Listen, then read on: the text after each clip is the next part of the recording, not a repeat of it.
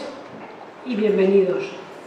Hoy la Ñigasa, junto con la Fundación La Sierra y el Ayuntamiento de Anna, tenemos el gran placer de traer para todos el trabajo de Pepe Izquierdo sobre los molinos, artefactos y batanes en la villa de Anna.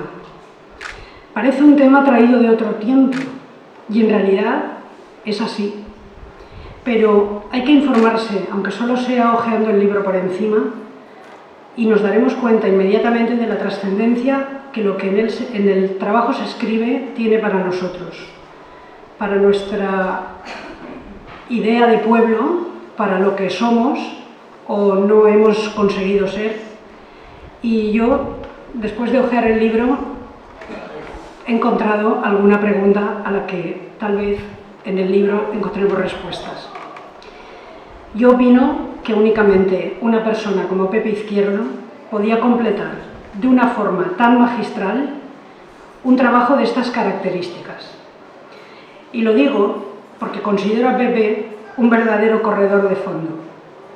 El otro día estuvimos hablando sobre su libro y de este acto de presentación, y yo le decía que tiene las cualidades de un coleccionista. Tiene tesón, es curioso, es ordenado, es constante, vamos, que reúne todas las condiciones para conseguir una meta. Yo os aseguro que con este libro lo consigue. El libro es un documento histórico sobre Anna. Además, estamos encantados de colaborar en su presentación porque cumple al dedillo los motivos por los que la Ñigasa existe.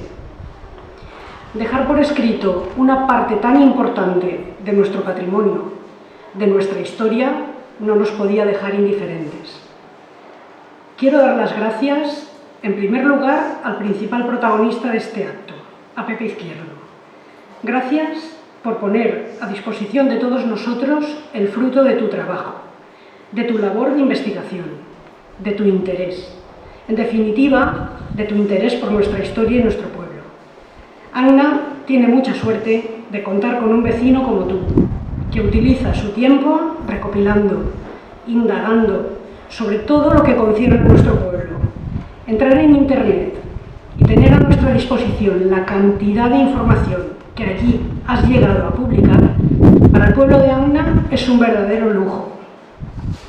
También quiero dar las gracias a la Fundación La Sierra y a Pepe Cerdá, al frente de ella, que no ha dudado en darle al trabajo la relevancia que se merece y ha abordado la edición y la publicación de este libro. Gracias a Juan Morote, siempre tan cercano a nuestro pueblo, que está con nosotros hoy para aportar su opinión siempre valiosa a este trabajo. Y por último, dar las gracias a Pilar Sarrión, nuestra alcaldesa, que consciente de la importancia que tiene para nosotros, ha propiciado la consecución de este acto. Por ello, voy a pedirle que nos dirija unas palabras.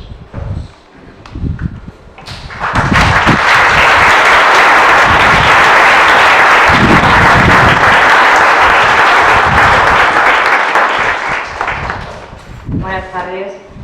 Yo, en primer lugar, quiero agradecer la invitación que me ha hecho personalmente el autor del libro para hoy participar en esta presentación de un libro muy importante para todos los armeros y armeras, porque recoge una parte de nuestra historia reciente. También quiero agradecerle a Pepe Cerdá, en representación de la Fundación de la Sierra, el gran trabajo que están haciendo por toda la comarca, desde actividades, charlas, ediciones de libro, exposiciones. Yo creo que es una forma de recopilar todo nuestro pasado, pero siempre con esa visión de mirar al futuro, viendo lo que hemos sido, pero también dónde queremos que nuestra comarca pueda llegar. Yo creo que hoy no me toca a mí hacer ninguna gran presentación sobre el autor del libro, sobre Pepe Izquierdo. Creo que no me toca porque la mayoría de los que estamos aquí pues lo conocemos. Pero sí que quiero dar algunas pinceladas de experiencias personales, vividas. Yo creo que Pepe es una persona multidisciplinar. De profesión, hasta dentro de muy poco creo que ya se la dejará, por cuestiones biológicas del paso del tiempo, maestro. Pero en sus ratos libres a mí me sorprende todas las tareas que de una forma totalmente discreta lleva a cabo. Investiga, conoce nuestro pueblo, escritor, músico y seguro que muchas más cosas que nos dejamos en el tintero, pero que las representa todas. Para muchos de mi generación, él ha sido nuestro maestro de matemáticas, el que nos ha regañado muchísimas veces, pero también el que ha estado pendiente de cada uno de nosotros y que aunque haya tenido que repetir 200.000 veces la misma cosa, nos ha quedado tranquilo hasta que todos entendíamos lo que nos quería explicar. Yo creo que eso es lo que nos inculca a todos esa cultura del esfuerzo, de la superación, y eso al final es lo que nos ha convertido en personas, porque yo siempre pienso que los maestros son los que nos han formado a lo largo de la vida y que muchas personas al final somos lo que somos gracias a esos maestros que han pasado por nuestra educación, pero también nos han dejado su pequeña huella. Él, cuando vino a pedirme que presentara el acto, cuando me dio el libro, me hizo una dedicatoria que yo quiero compartir con vosotros. Y la final de la dedicatoria era: con cariño de tu antiguo maestro. Yo hoy aquí estoy como alcaldesa, pero sobre todo también me gustaría estar como María Pilar, su antigua alumna. Por eso las referencias que he hecho previamente. Yo de Anna estoy muy orgullosa, siempre lo he estado, no por ser alcaldesa, como alcaldesa y como persona. Creo que la mayoría de agneros y agneras estamos muy orgullosos de ver cómo es nuestro pueblo, lo bonito que es, los paisajes tan maravillosos que tiene, tanta agua que tiene, toda la gente que viene y se queda prendada de eso, de nuestra naturaleza y de nuestra agua. Y precisamente este libro recoge eso, el agua. Pero el agua no como motor del turismo, que es lo que lo estamos utilizando ahora, sino el agua como motor de la industria que se ubica en este pueblo y hace que finales del siglo XVIII, principios del XIX, hasta casi mediados o finales del XIX, Anna sea un pueblo puntero en la comarca, por eso, por la implantación de esa industria. Yo no voy a contar en estos momentos la historia del libro, eso lo dejo para que lo haga Juan y para que lo haga el propio Pepe. Pero sí que voy a hacer un poco de memoria reciente para esas personas que no hemos conocido lo que ahora tenemos la oportunidad de saber, que desgraciadamente no lo podremos ver, pero sí podremos hacernos una idea de lo que es. Y digo esto porque creo que la mayoría de los que estamos aquí habremos hecho la ruta de las Tres Cascadas, habremos bajado al río, vemos los restos que hay de antiguas fábricas, hemos oído en casa que si la fábrica de Colomer no sé qué, que si en la fábrica de Miguel iban a trabajar las mujeres cuando nadie de las mujeres iban a las fábricas. Luego también cosas tan normales que vemos como que la Bajaeta del Molino se llame así porque precisamente, y en el libro lo pone, es donde estaban la mayoría de los molinos, batanes ubicados en esa zona, o la calle del Tinte porque también habían artefactos o maquinarias que hacían esos tintes, o apellidos o apodos como los Batanet porque habían vivido en el Batán. Los batanes que se dedicaban a transformar la lana o la materia prima en lo que luego en otras industrias, en Enguera por ejemplo, o en industrias más lejos, fabricarían o utilizarían como materia prima para el desarrollo de la industria textil. Eso nosotros, los que lo podemos conocer, se lo debíamos a nuestros abuelos, a nuestros padres, a nuestros familiares, que nos lo han ido contando de forma oral. Pero ahora tenemos la oportunidad, y lo ha dicho Vicenta, de eso tenerlo recopilado en un libro, porque la memoria se termina, las personas por desgracia van dejando paso unas a otras, y en estos momentos yo creo que lo que nos interesa es tener eso, esa memoria reciente del pueblo de Anna, esa memoria viva, y sobre todo el que en cualquier momento que podamos bajar ya no vemos con los mismos ojos unas ruinas. A esas ruinas les estamos dando la forma de cuando nos explica cómo funcionaba la maquinaria que había dentro de ella. Un pueblo agrícola con un tejido productivo pues, basado en la agricultura o en el sector terciario, pero aquí nos muestra cómo en ese momento Anna era un pueblo para los habitantes con un desarrollo industrial muy importante. Aquí se fabricaba electricidad, se fabricaba borra para los colchones, se fabricaba hilo, se hacían mantas, se hacía papel para liar los cigarros tan propios de la época.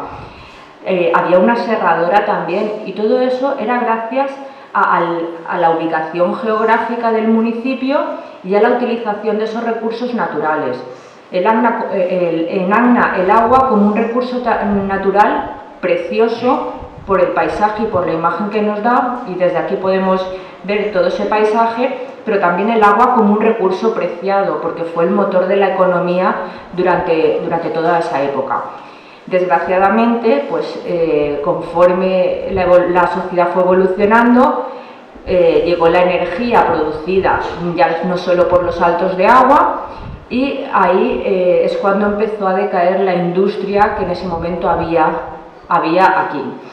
Yo creo que es un gran honor el poder tener esto en nuestras manos.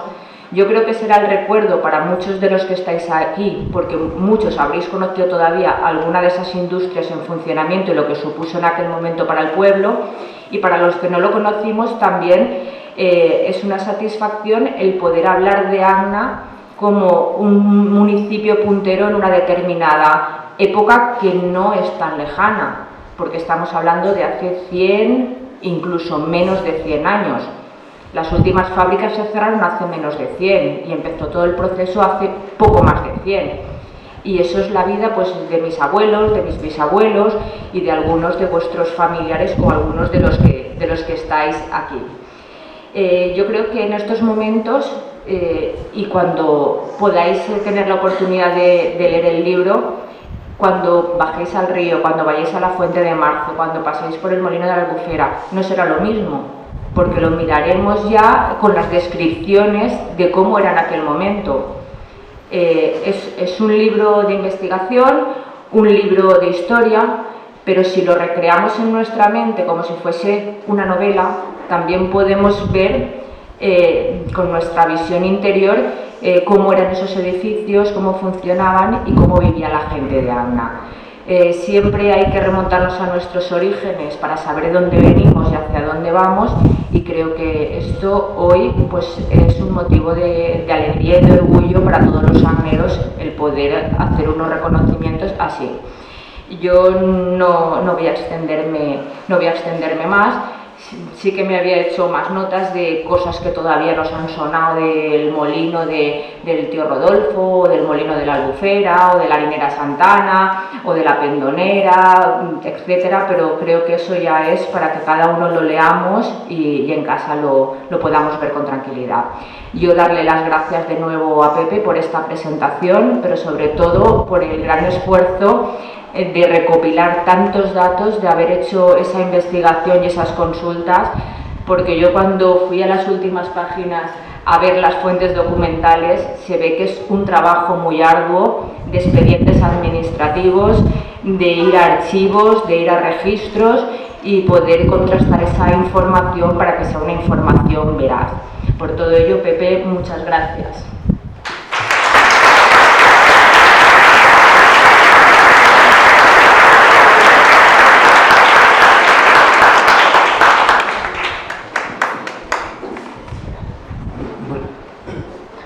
Bueno, yo soy Pepe Cerdán, ese que están hablando mal de él, ese soy yo. ¿Yo qué tengo que hacer? Pues lo que tengo que hacer es aconsejarles que cojan el libro. Cojan el libro. No saben lo que tienen ustedes en las manos, o lo que pueden tener ustedes en las manos. Y modestamente he sido profesor de la Universidad Politécnica de Valencia, y a Pepe lo sigo hace un tiempo. De hecho, en la página nuestra, pues hemos ido reproduciendo trabajos suyos, copiándolos de la de él.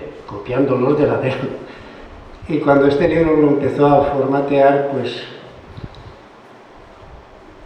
gracias a dos personas, una de ellas está aquí y la otra no está aquí, logramos que no fuera un no más, que fuera otra cosa. Que fuera un libro con su ISBN, que fuera un libro público. ¿Lo hemos logrado? Pues yo creo que sí. La primera parte, la segunda no. La segunda es que todos ustedes lo tengan en casa. Es un libro de consulta. Es un libro para algo muy importante que es o entronca con el objetivo de nuestra fundación. La fundación lo que pretende no es más que lo siguiente. Esto hemos ido y miren dónde estamos. Y miren dónde estamos. Capital humano lo tenemos de sobra. Capacidad la tenemos. Y la tierra da lo que da. La tierra da lo que da. Y no da más. Por lo tanto, la gente tiene que emigrar.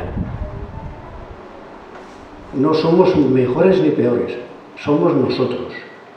Y si somos nosotros, hay que transmitirlo a los que vengan detrás. Y ese ha sido el objetivo del libro. Y ya con eso termino, salvo dar las gracias a ustedes por estar aquí. A la Ñigasa, gracias. Al Ayuntamiento por haber escuchado nuestro ruego. Y a Pilar, pues ¿para qué voy a decir? No saben lo que tienen ustedes. No saben lo que tienen ustedes. Y si lo saben, lo tienen muy guardado, ¿eh? Si lo saben, lo tienen muy guardado.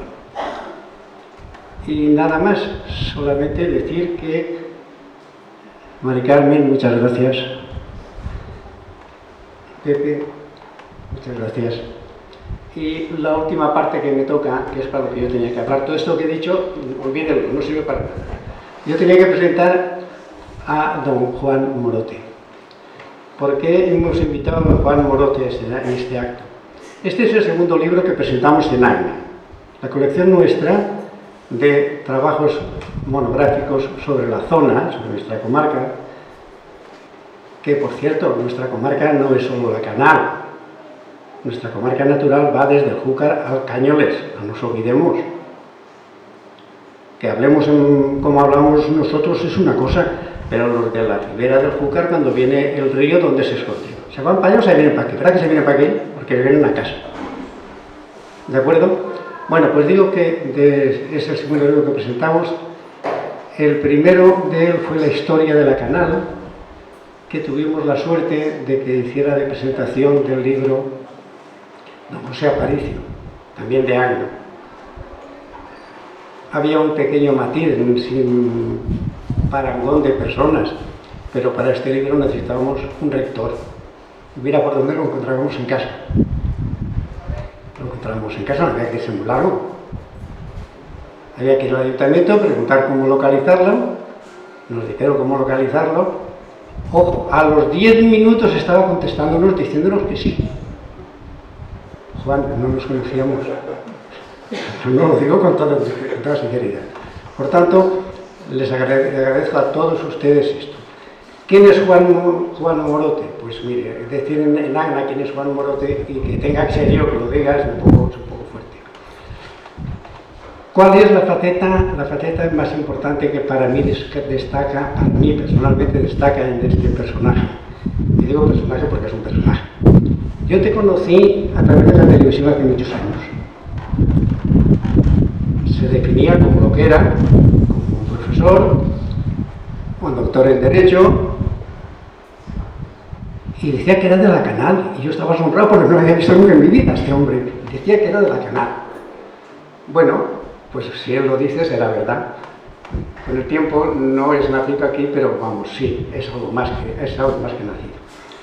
¿Pero por qué le hemos invitado? Pues le hemos invitado precisamente porque en su formación y en su trabajo implica dos vertientes que para este libro son básicas. Es un técnico y es un técnico en temas de investigación y docencia universitaria, en la cúspide de lo que es este trabajo que parece ser que lo ha hecho, bueno, parece ser, no es cierto, que lo ha hecho un simple maestro de pueblo, pues resulta que la presentación requiere el más alto nivel técnico de exposición del libro.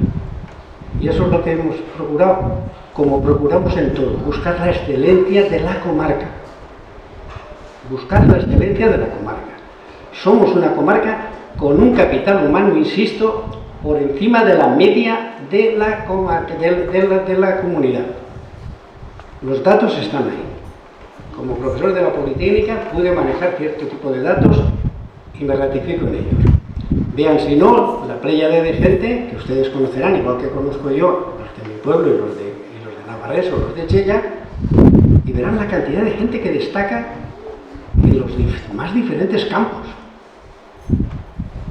En una zona donde la educación ha estado, pero ha estado a niveles muy bajitos, muy bajitos.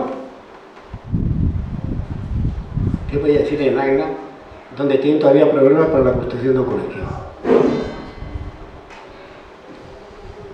¿Vale? Bueno, pues con esos mimbres estamos sacando gente que destaca a nivel internacional. Por algo será, digo yo, ¿no? Por tanto, esta fue la razón por la que, de alguna manera, ya no quiero hacerlo más largo, le pedimos a don Juan Morote que se quería presentar el libro, y ya les digo, fue sobre las 10 o las 11 y a las 12 ya teníamos la confirmación de que sí. Por tanto, Juan, muchas gracias.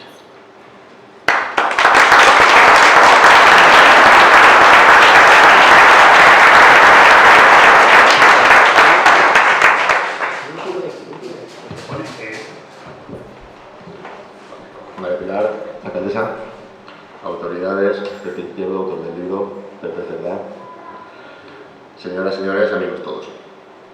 Como siempre hay que empezar en la vida dando las gracias, y lo primero es dar las gracias al autor, dar las gracias a Pepe Izquierdo por el tiempo y por el cariño que ha dedicado a acercarnos una parte de la historia de nuestro pueblo. Gracias a la Fundación La Sierra por haber apostado por la edición del trabajo. Gracias al Ayuntamiento de Agna y en especial a su alcaldesa por habernos prestado las instalaciones para celebrar este acto y por mostrar su compromiso al acompañarnos esta tarde, que ha tenido una tarde especialmente liada, que lo sé. Gracias a la Ñigasa y a todos los que habéis hecho posible este acto. La verdad es que es un placer estar hoy aquí, en mi pueblo, para presentar un trabajo extraordinario. Un ensayo sobre el agua y la gente de Agna, construido sobre molinos, batanes, artefactos, al que Pepe Izquierdo ha dedicado un gran esfuerzo y que la verdad es que el resultado ha sido un libro muy interesante. Pepe Izquierdo ha dedicado toda su vida a enseñar, a pelear para que los alumnos que han pasado por sus aulas salgan con un nivel de comprensión y de motivación hacia las matemáticas mayor que cuando lo recibimos. Un maestro ejemplar, querido y respetado por sus alumnos y sin duda un ejemplo para los maestros venideros. Y nuestro reputado maestro ha escrito un libro que, como ustedes saben, se titula Molinos, Pantanes y Artefactos en la Villa de Agna. Sin duda es un libro, creo que es, en mi opinión, desde luego, de lectura imprescindible. Agna es un pueblo que a todos nos suena a agua. Y porque es imprescindible que todos, cuando amamos este lugar, seamos, gracias a Pepe Izquierdo, un poco más conocedores de la historia de Agna, que en definitiva es nuestra historia. Si bien el libro habla de 3 siglos más o menos de industrialización en torno al agua en Agna, realmente habla más de su gente en ese momento. Dice Pepe en la introducción, y comienzo a citar, dice: un grupo de personas decidieron a finales del primer milenio organizar en torno a la fortaleza de la Alameda una comunidad con entidad propia que hizo del agua la base en la que edificar una comunidad. Esta relación, mantenida a través del tiempo con este elemento y su entorno, ha impregnado el carácter de sus habitantes, explicando algunas de las circunstancias que como pueblo hemos vivido a lo largo de más de 1000 años. Fin de la cita. Uno lee la introducción, lee la cita y dice: tengo que seguir leyendo. Es evidente que es una invitación constante a perseverar en la lectura del texto. Yo creo que el libro viene a llenar un vacío en la historiografía de Agna. Hoy he conocido personalmente a Pepe Izquierdo, no había hablado nunca con él. De ahí que mi juicio sobre Pepe será más aséptico y sin duda más objetivo. Para conocer un poco más de Pepe y su trayectoria, lo que he hecho es preguntar. De estos días, desde que hablé con Pepe Cerdá y me pidió que presentase el libro, le dije que sí, que encantado. Y me he dedicado a hablar con gente de distintas generaciones que han sido alumnos de Pepe Izquierdo. En casi todas las respuestas ha habido un denominador común. Es lo bien que explicaba matemáticas. Y dentro de esa respuesta ha habido mucha gente que me ha dicho que es una pena que no siguiera, porque si hubiera sido por Pepe, hubiera seguido aprendiendo. Y yo creo que eso es de lo más bonito que le pueden decir a un profesor. Es decir, los que somos docentes y llevamos tiza en las venas, yo creo que no hay mayor ni mejor halago que quienes han sido nuestros estudiantes nos recuerden por lo que hemos sido capaces de enseñarles o descubrirles. Y sin duda a Pepe te recuerdan por eso, lo cual es para que estés muy orgulloso.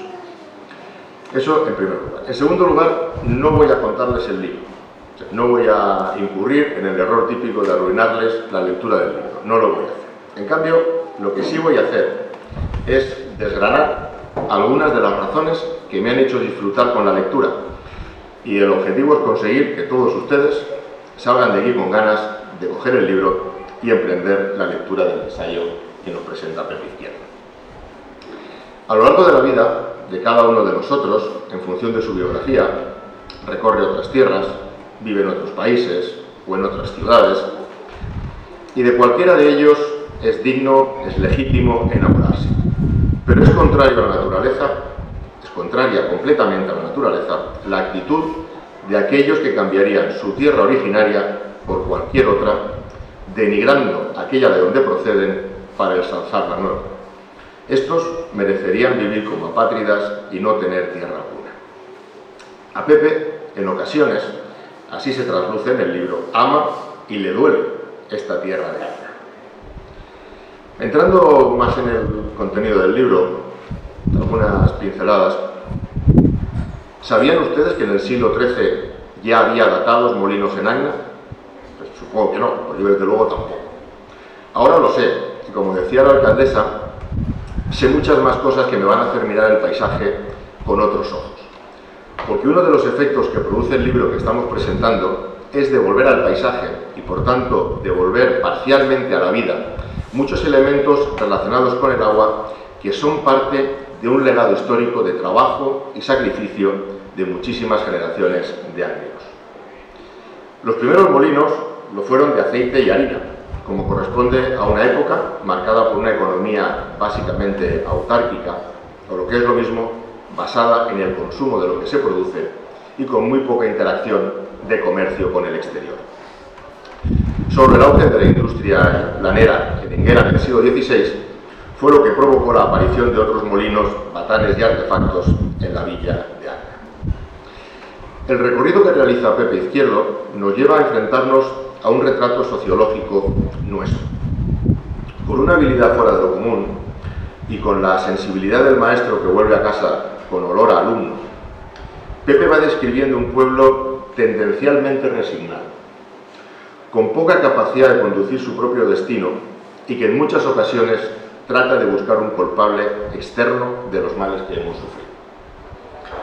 Con una maestría extraordinaria nos retrata como una población incapaz de pensar en grande, siendo más importantes las pequeñas victorias del ego que el bien y el futuro del proyecto en sí mismo.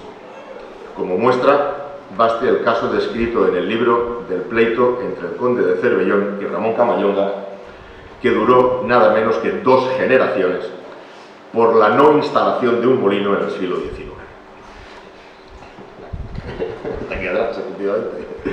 Este tipo de reflexiones me ha hecho pensar bastante, porque no deja de tener conexión con lo que nos ha vuelto a pasar como pueblo.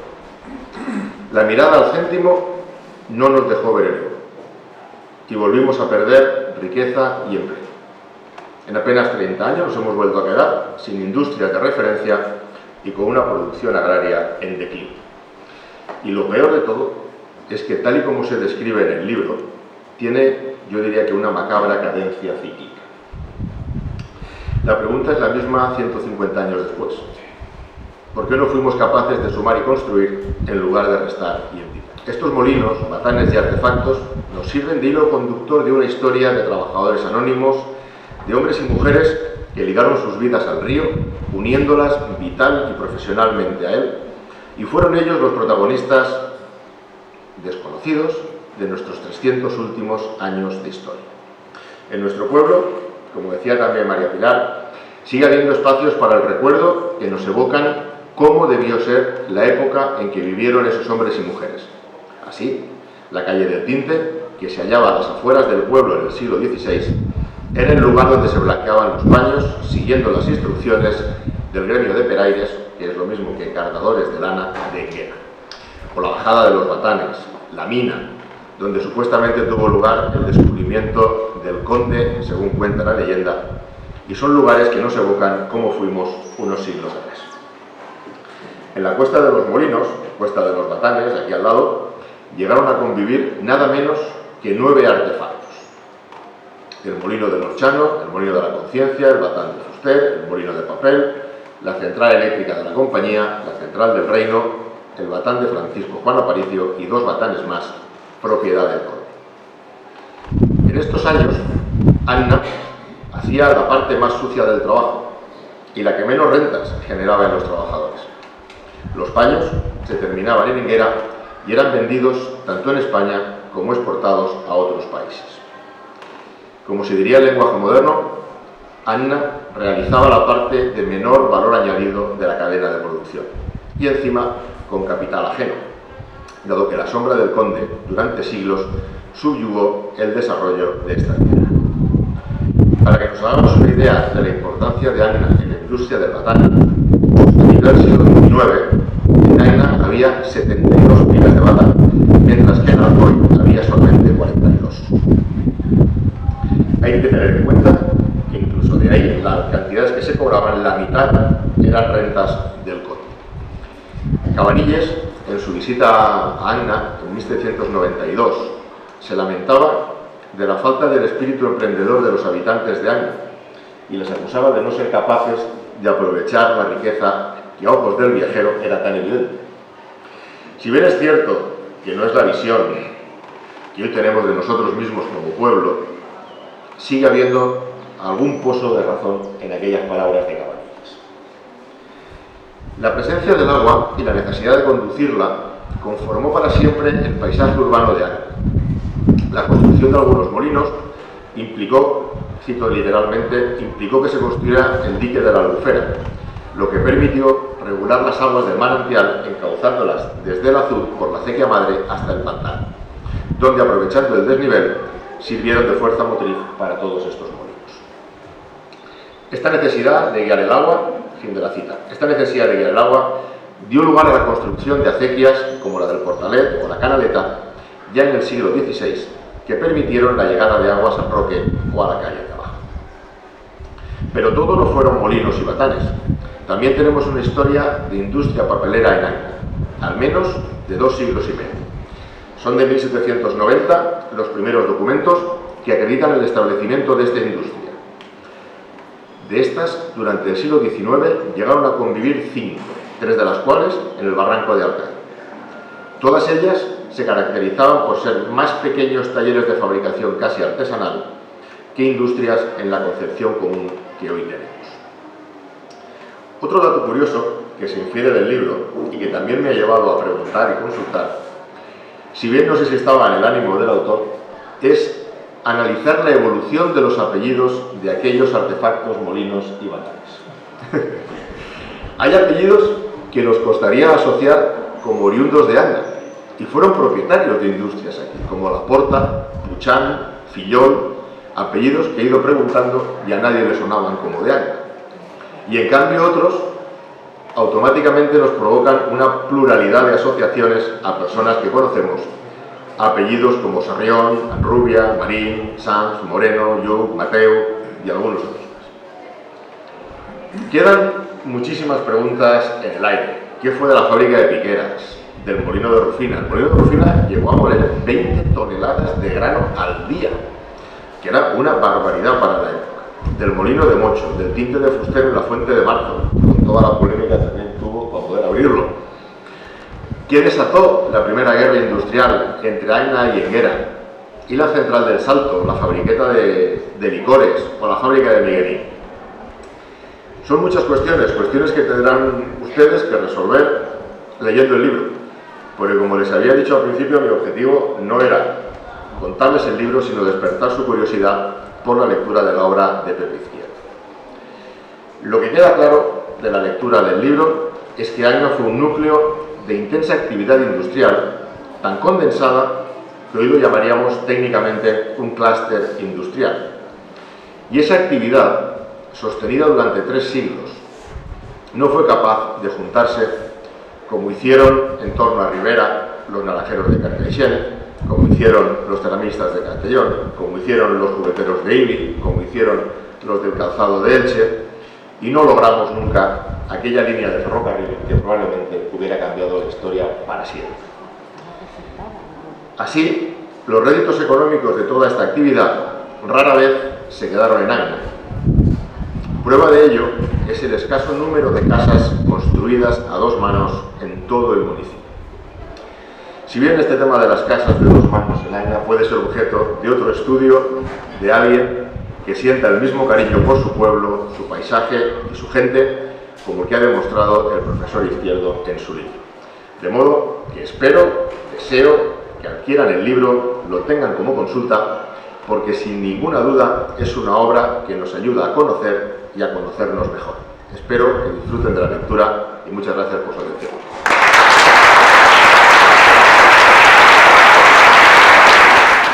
Después de ver lo que uno ha oído aquí, pues lo único que se le ocurre es decir gracias. Poco más. Gracias. Gracias a la Nigasa por el trabajo que habéis hecho. Gracias, Pilar, por querer a Agna y por aceptar estar en este momento conmigo. Gracias, Juan,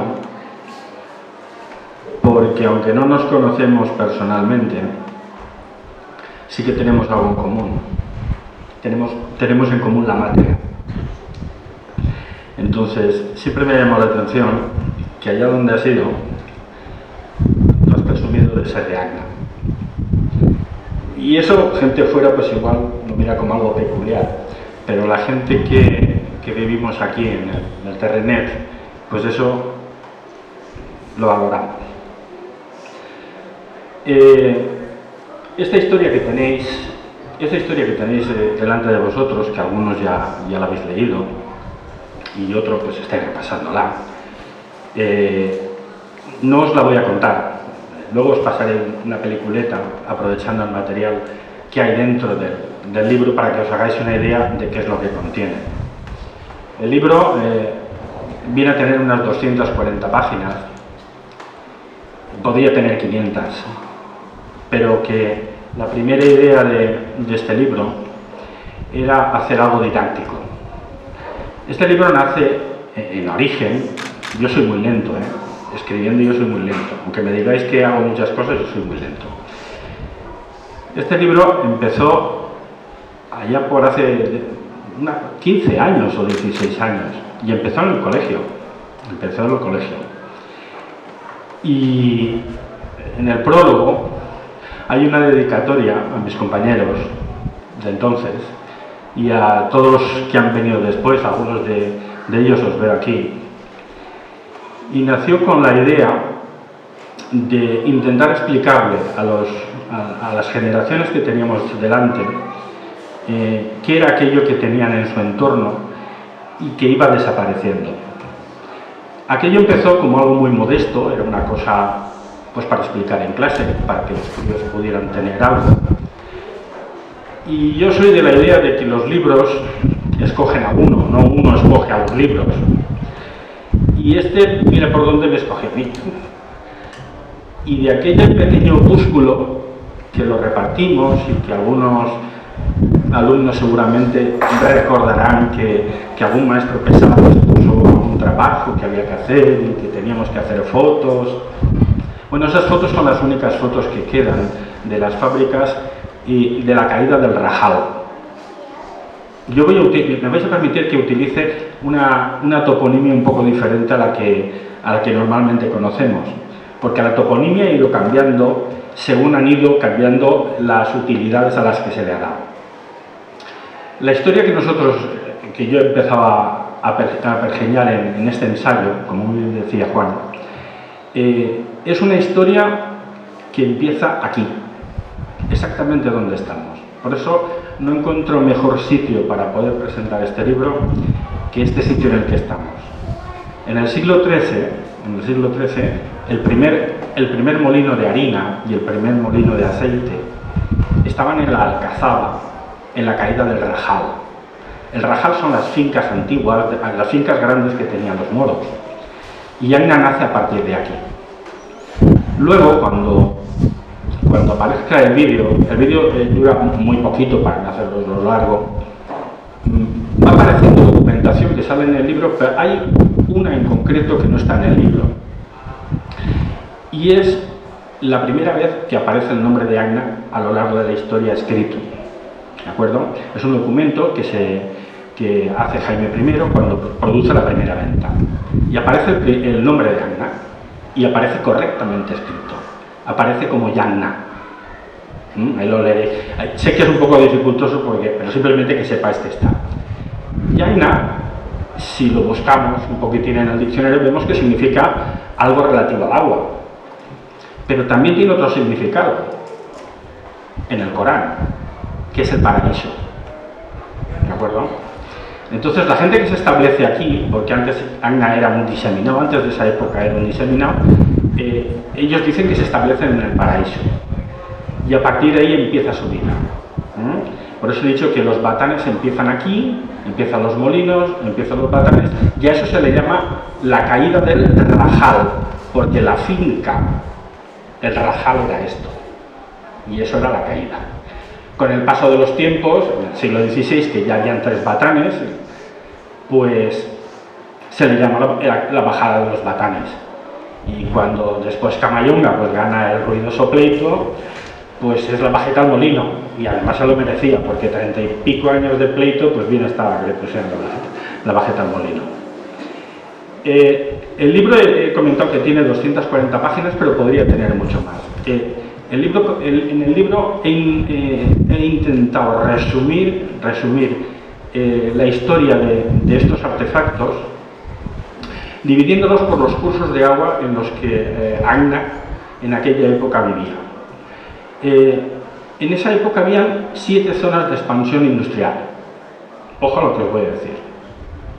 7 zonas de expansión industrial, y en el libro hay 431 referencias industriales documentadas. Es posible que haya alguna más, pero yo ya no la he encontrado. Son muchas. Desde finales del siglo XVIII a principios del siglo XX, en un mismo año llegaron a coincidir más de 30 artefactos industriales trabajando a la vez. En uno de esos 7 polos de expansión industrial. Es decir, cuando ahora decimos que tenemos un polígono industrial, polígono, en esa época habían 7. Comienza primero aquí, después pasa al Barranco Alcai. El Barranco Alcai se especializa sobre todo a mediados del siglo XIX, cuando llega la época de la pérdida de las colonias. Se especializa en el papel de fumar, porque existe en esa época, hasta que se organiza un monopolio un poco raro, no era tabacalera, pero como si fuera tabacalera. Y entonces Agna y Alcoy, pues en esa lucha, pues son los perdedores. 30 empresas trabajando a la vez para menos de 2.000 habitantes era una barbaridad. Y eso hoy en día no lo tenemos. ¿De acuerdo? El libro me gustaría que lo tomaseis como un paseo. Que cogieseis este libro y pasearais. Pasear con el libro. Yo ya sé que muchas de las cosas que yo cuento ahí no las vais a ver. He añadido muchos esquemas, he añadido muchos planos. Por eso he dicho que podría tener 500 páginas. Pero he preferido que tenga menos páginas y que sea más didáctico. Que vosotros lo cogéis con gusto. El libro lo podéis empezar si queréis por el final. Este libro tiene esa ventaja. Se puede empezar por el final y uno se entera de toda la película. Es un libro circular.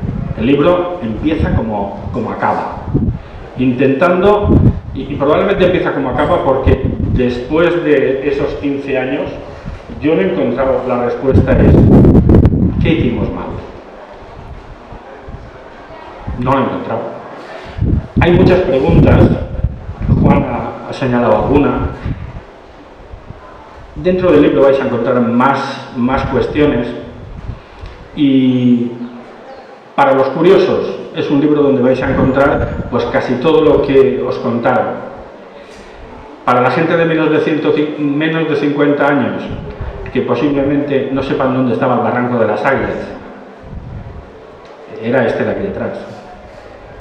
Se llamaba Barranco de las Águilas, probablemente porque lo que abundaba entonces eran las águilas, que ahora no están, pero entonces sí que lo estuvieron.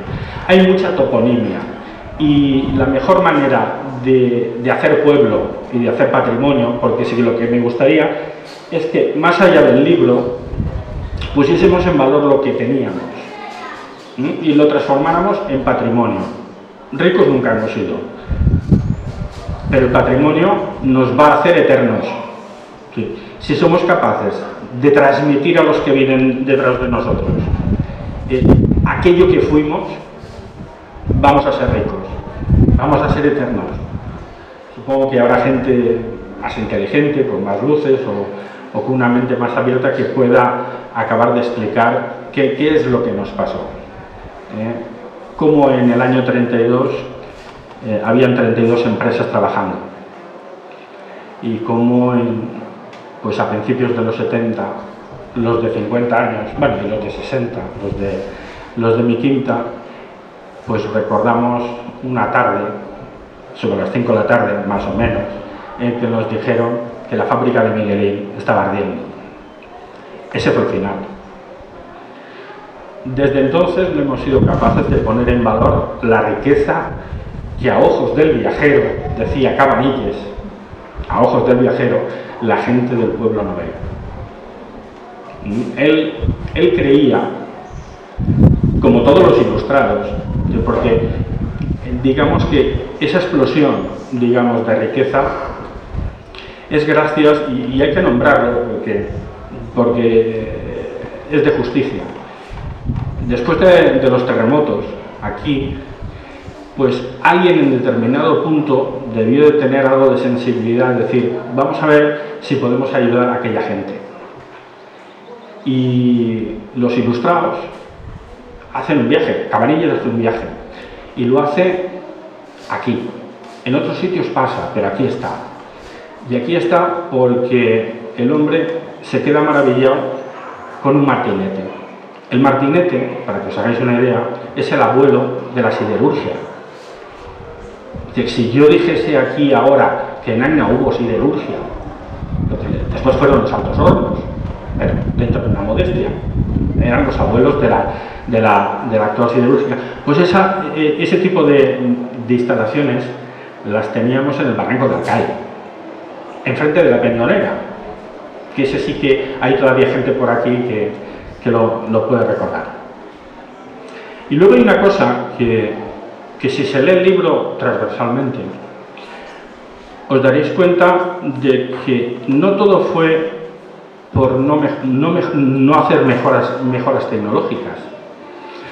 Aquí debajo, a finales de, en 1889, finales de 1880, pues un telegrafista, Serra, y un ingeniero, Ramírez, pues con 60.000 pesetas que les dio los trenos,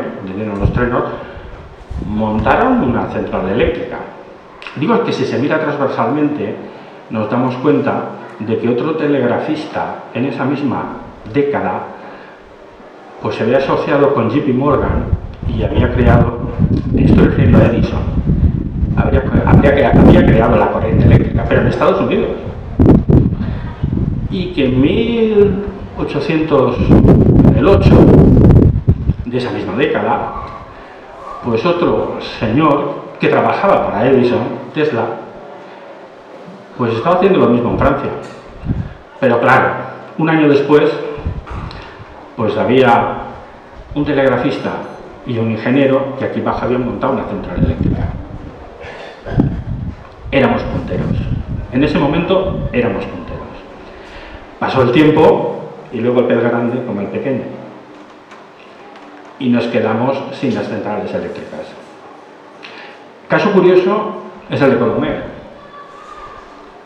Colomer tenía muy claro, era un negociante, era muy buen negociante, tenía muy claro que si el tren no llegaba aquí, él tenía que montar su industria donde estaba el tren. Y la gente que habéis ido a Alcudia, Canals, y habéis pasado la vía, justo enfrente de la SEAT, hay un edificio muy singular que todavía existe. Ahí él edificó su harinera. Y para aquella época hizo una inversión impresionante. Gastó 300.000 pesetas, que debía de ser mucho dinero. Pero él lo que quería era producir harina todo el año y todos los días, porque tenía el tren al lado. Y entonces compró un antiguo batán, el batán de Martínez, y lo transformó en central eléctrica. Y suministraba energía eléctrica a su industria en Alcudia. Durante un montón de años fue de las más prósperas que existieron. Pero era espabilado. Igual nosotros tampoco lo fuimos. Aquí perdimos por 3 veces un proyecto de ferrocarril, que eso la Sierra ha estado estudiándolo abundantemente, y que en parte explican por qué nosotros perdimos el tren de la modernidad. Aquella que nos regalaron, porque sí nos lo regalaron, los ilustrados a final del siglo XIX, creían que la única manera de sacar del subdesarrollo a esta zona que somos 700 kilómetros cuadrados. Como decía Becerra una vez, dice, yo cuando voy a Anguera pone a Llora 40 o 45 y Valencia me pone 50, es decir, que es lo mismo de aquí a Llora que de aquí a Valencia. Y la única manera de que esto no fuera un desierto, porque Cabanilles, cuando aplicaba la palabra desiertos, decía el desierto en el sentido de que el hombre había desaparecido de aquí. Y eso es duro. Es duro porque todavía continúa, hoy en día continúa. ¿Cuántos de nosotros no tenemos a alguien fuera? Y la gente tiene que salir. ¿De acuerdo? Bien, pues de todo eso va el libro. Léanlo y paseen con el libro. Empiecen por donde quieran. No van a saltarse un capítulo y perderse nada. Si empiezan por el principio, encontrarán la misma reflexión que al final. He dicho que es un libro circular y que básicamente está organizado por esas 7 áreas de expansión. Vais a encontrar muchas referencias, pero he procurado que no tenga 500 páginas. ¿De acuerdo? Seguro que falta algo, seguro, pero yo no lo he encontrado. ¿De acuerdo? Muchas gracias. Normalmente debería haberlo dicho al principio, pero muchas gracias a mi familia y a mi mujer, a los que normalmente me aguantan, que son a las que primero les leo y son las que aguantan, son las sufridoras. Gracias. Y ahora, muy brevemente, quiero que veáis este documental, son 10 minutos, no es mucho más. La mayor parte de lo que vais a ver ahí está dentro del libro, y así os hacéis una idea de qué es lo que hay dentro.